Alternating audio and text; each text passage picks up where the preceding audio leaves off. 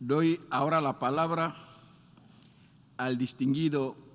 delegado de la República Bolivariana de Venezuela. Tiene usted la palabra.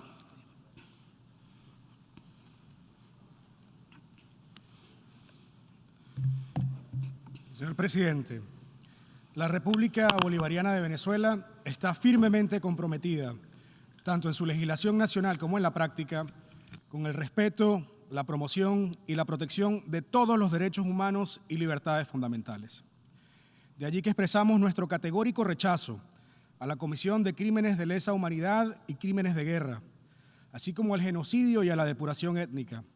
al tiempo que reiteramos el papel central del Estado como garante de la seguridad de su población en todo momento. Señor presidente, mucho se habla de la importancia de la prevención.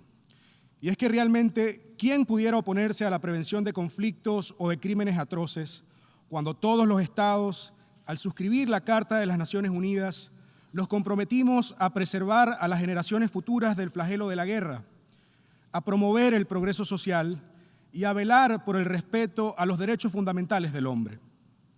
En esa misma Carta Fundacional, de obligatorio cumplimiento para todos, contiene también principios que rigen las relaciones internacionales, entre los que destacan la igualdad jurídica de los estados, la libre determinación de los pueblos, la abstención del uso o la amenaza del uso de la fuerza contra la independencia política de cualquier estado y la no intervención en los asuntos internos de los estados.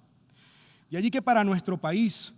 promotor de una diplomacia bolivariana de paz, la prevención pasa por el respeto a todas las normas del derecho internacional y los postulados contenidos en la Carta de las Naciones Unidas. Debemos, pues, hacer mayor uso de todas las herramientas que nos ofrece el multilateralismo y la diplomacia para la resolución pacífica de controversias, incluyendo el diálogo político y la negociación, en línea con lo establecido en el capítulo 6 de la Carta, y en este sentido, hacemos un llamado a evitar la adopción de posturas que, lejos de contribuir a fomentar un ambiente propicio para la resolución pacífica de controversias, tienen el potencial de agudizar las tensiones, de profundizar las divisiones y de prolongar en el tiempo los conflictos que hoy aquejan al mundo. Señor presidente, la noción de la responsabilidad de proteger pudo ciertamente en un principio tener intenciones verdaderamente altruistas.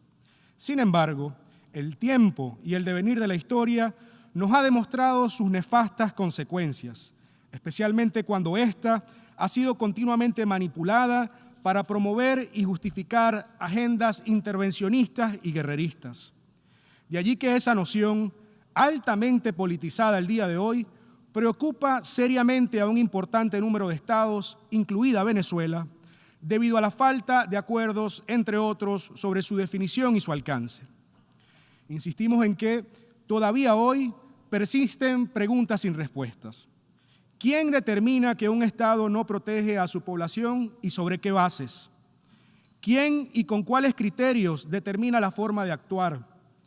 ¿Cómo impedir que su implementación sea selectiva? ¿Por qué no se habla de la responsabilidad de proteger cuando el pueblo palestino tiene más de 70 años siendo masacrado? Nos preguntamos también, si el objetivo real es proteger a la población,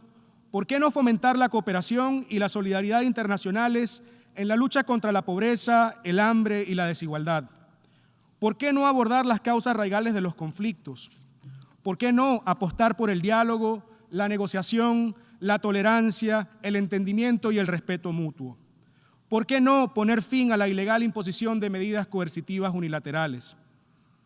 Señor presidente, más grave aún es el hecho de que los principales promotores de la noción de la responsabilidad de proteger son los mismos que fomentan y ejecutan hoy una criminal política de agresión contra Venezuela,